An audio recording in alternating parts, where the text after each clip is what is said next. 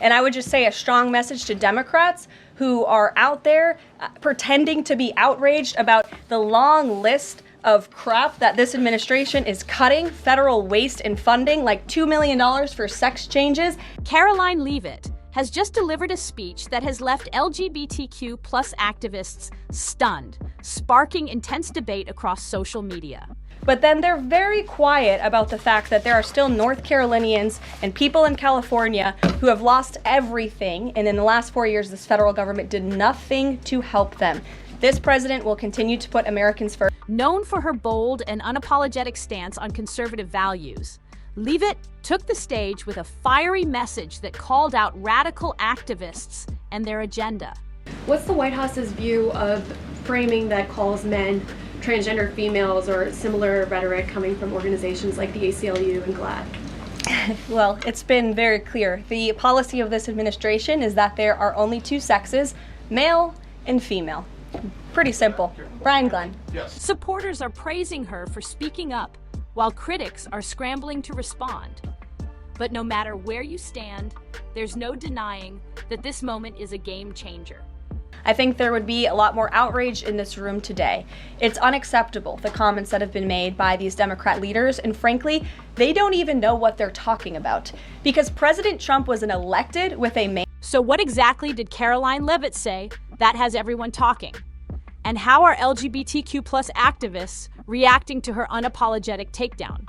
It's a very good question, and the president has actually mentioned this, that he does expect the Olympic Committee and the NCAA to no longer allow men to compete in women's sports. The response, and what this means for the ongoing cultural battle.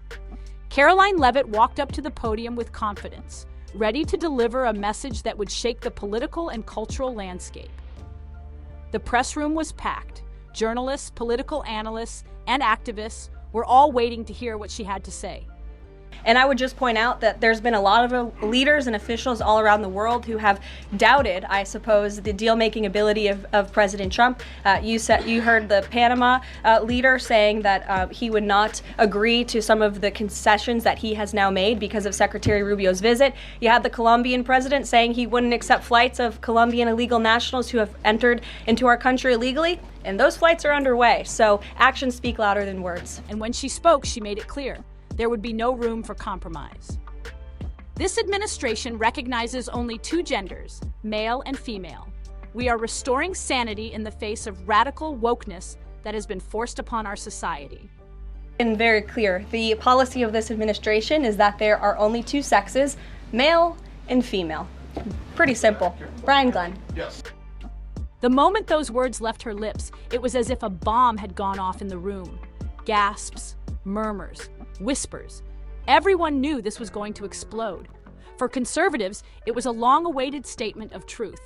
For LGBTQ plus activists, it was an outright attack. We're going to look at the receipts of this federal government and ensure it's accountable to American taxpayers. That's all that is happening here. And for Democrat officials to incite violence and encourage Americans to take to the streets is incredibly alarming, and they should be held accountable for that rhetoric. And I think the president, with the signing of his pen, starts a very public pressure campaign on these organizations to do the right thing for women and for girls across the country. Again, this is an incredibly popular position. There have been many notable female athletes who have had the courage to speak out against some very powerful institutions in this country. They deserve to have a voice and a say. The president is bringing their voice to the highest level at the White House this afternoon, and he expects these organizations to comply with this federal executive order that he'll be signing today.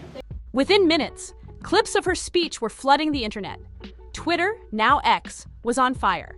Supporters hailed her as a hero, finally standing up against what they call the gender ideology movement.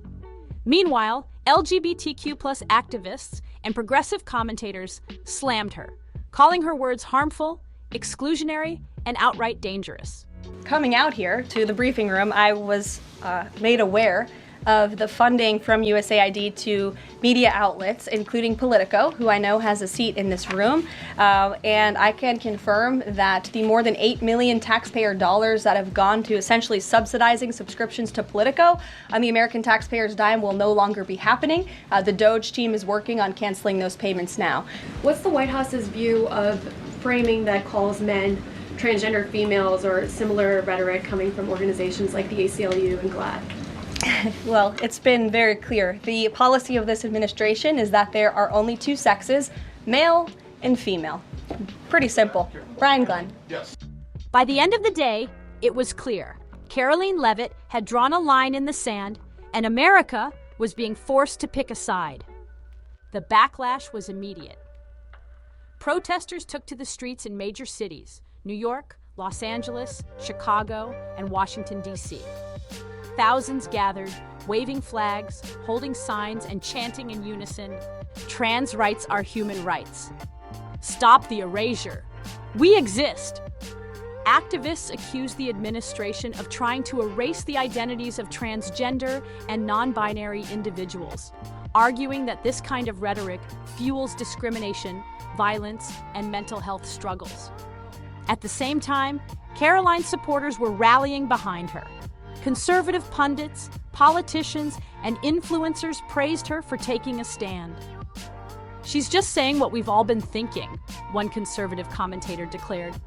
"This whole gender debate has gotten out of control. We need leaders who aren't afraid to stand up for reality." Hashtags like #StandWithCaroline and Biology Matters surged on social media as supporters echoed her stance. Some called it the beginning of a cultural pushback against what they see as an overreach by the progressive left. This wasn't just a press briefing. It was a strategic move, and political analysts knew it. "This speech was carefully planned," one political strategist explained. "It's not just about gender identity, it's about signaling to the Republican base that this administration will take a hardline stance on cultural issues." By making gender identity a central topic, the Trump administration was positioning itself as the defender of traditional values. The message was clear. Conservatives who felt silenced or dismissed by previous administrations now had an ally in the White House. For months, Republicans had been pushing back against policies like gender-neutral bathrooms, transgender participation in sports, and curriculum changes in schools. Leavitt's speech was a declaration that they were ready to take that fight to a national level. And it wasn't just rhetoric. Lawmakers were already mobilizing. Several states had introduced bills restricting gender-affirming care for minors, banning transgender athletes from competing in women's sports, and enforcing biological definitions of gender in schools and workplaces. "Karoline just put the world on notice," another analyst remarked. "The administration isn't just talking about this issue, they're ready to take action." LGBTQ+ organizations wasted no time in responding. Prominent advocacy groups like the Human Rights Campaign and GLAAD released statements condemning Leavitt's words. "This is not just a speech," a spokesperson for one organization said. "These kinds of statements have real consequences. They embolden discrimination and put lives at risk." Mental health experts chimed in, warning about the impact of policies that invalidate transgender identities. Studies have shown that transgender and non-binary youth face higher rates of depression, anxiety, and suicidal ideation when they are denied recognition and support. Dr. Alex Rivera, a leading sociologist in gender studies, explained, "When political leaders make statements like this, they're not just influencing policy, they're shaping how society treats transgender individuals. The more we see this kind of rhetoric, the more emboldened discrimination becomes." But Karoline wasn't backing down. "This is not about hate. This is about protecting biological reality, ensuring fairness, and preserving the values that built this nation. Women's sports, women's spaces, these must be protected. It's common sense." She insisted that the administration's position was rooted in science, fairness, and tradition, not discrimination. As the days passed, the controversy only grew. TV networks ran heated debates. Conservative and liberal commentators clashed on live television. One conservative panelist argued, "People are tired of being forced to accept ideologies that don't align with basic biology. Karoline Leavitt is standing up for reality, and the left just can't handle it." A progressive activist fired back, "This isn't about ideology, it's about human rights. transgender people exist and denying that is harmful, this administration is taking us backward. Meanwhile, on social media, influencers and celebrities jumped into the conversation. Some expressed outrage, calling for protests and political action. Others voiced their support, thanking Karoline for having the guts to say what needed to be said. Even corporations found themselves caught in the crossfire. Some brands issued statements affirming their commitment to LGBTQ+ rights, while others remained silent, fearing backlash from either side. And then there was the public opinion divide. Polls showed a deep split. While conservatives overwhelmingly supported Karoline's speech, independents were divided and progressive voters were outraged. This is shaping up to be a major issue in the upcoming elections, one political analyst noted. It's no longer just about economics or foreign policy. Cultural issues are taking center stage. Karoline Leavitt has made it clear.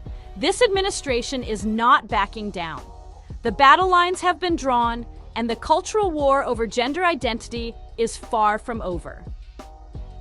Legal battles, LGBTQ+ advocacy groups are already preparing lawsuits against policies that seek to restrict gender identity recognition. Courts will likely play a huge role in shaping the future of these laws. State-level fights. Republican-led states are pushing for stricter gender laws, while Democrat-led states are doubling down on protections for transgender individuals. The divide between states is widening. 2024 elections. This issue is now front and center. Candidates will be forced to take a clear stance, and voters will decide where they stand. Cultural shifts. Public opinion is changing rapidly. Will the backlash against Karoline's speech push more people towards supporting LGBTQ+ rights, or will it strengthen the conservative movement? No matter where you stand, one thing is undeniable. Karoline Leavitt has just thrown gasoline on one of the most heated debates of our time. A strong message needs to be sent to Democrats who are feigning outrage over the responsible budget cuts this administration is making. Federal waste has been rampant for too long, like $2 million allocated for sex changes in Guatemala, $6 million for tourism in Egypt, $20 million for a new Sesame Street show in Iraq, and $4.5 million to combat disinformation in Kazakhstan. These are taxpayer dollars, and Americans deserve transparency and accountability in how their money is spent. The real outrage should be directed at the years of inaction that left Americans in North Carolina and California struggling with devastation while their government turned a blind eye. This administration will not make that mistake. The president is focused on putting Americans first, ensuring their needs take priority. And with the decisive actions taken so far this week, it's clear that real change is happening, and it's only Wednesday. Karoline Leavitt's speech wasn't just another press conference. It was a defining moment in the ongoing cultural and political war over gender identity. With just a few bold statements, she sent shockwaves through the nation, igniting fierce debates, protests, and political strategizing. Some see her as a fearless warrior, defending biological truth and traditional values. Others believe she's fueling division, rolling back LGBTQ+ rights, and putting vulnerable communities at risk. One thing is clear, this debate isn't going anywhere. In fact, it's only getting bigger. With upcoming elections, legal battles, and shifting public opinion, this issue is now a core battleground in American politics. The administration's hardline stance has energized conservatives who feel their values have been under attack, while progressives are doubling down, ready to fight back harder than ever. What's next? Will we see a wave of new policies reinforcing traditional gender definitions? Or will the backlash against Leavitt's speech push lawmakers to strengthen LGBTQ+ protections? The answer will depend on how the public reacts and what happens in the voting booths. No matter where you stand, one thing is certain. Karoline Leavitt's words have changed the conversation. The lines are drawn, the stakes are high, and the fight is far from over. So, what do you think? Did Karoline Leavitt just say what needed to be said, or did she cross the line? Let us know in the comments. And if you want to stay updated on the latest political battles, make sure to like this video, subscribe to the channel, and hit that notification bell so you never miss a new upload. Thanks for watching, and we'll see you next time.